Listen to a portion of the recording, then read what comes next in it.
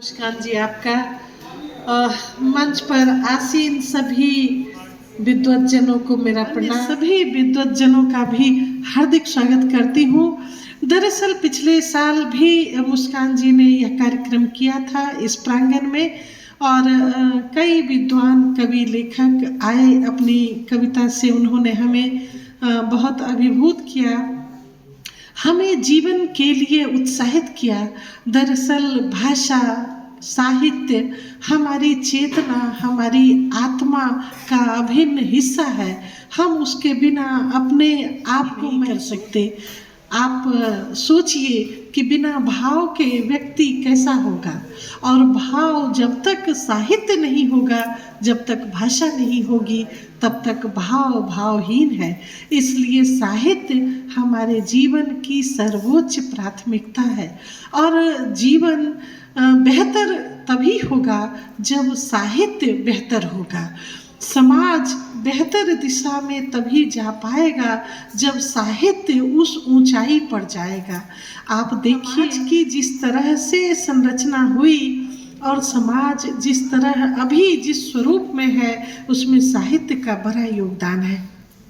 हमारे चिंतन को, हमारे हर एक क्रियाकलाप को साहित्य एक नई दिशा देता है। इसलिए श्री जी के पब्लिकेशन का, उनके इस कार्यक्रम का हम तहे दिल से स्वागत अभिनंदन करते हैं।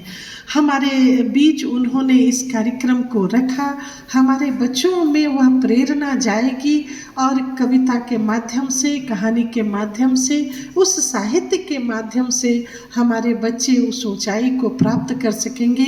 इसलिए उनका तहे दिल से हार्दिक आभार।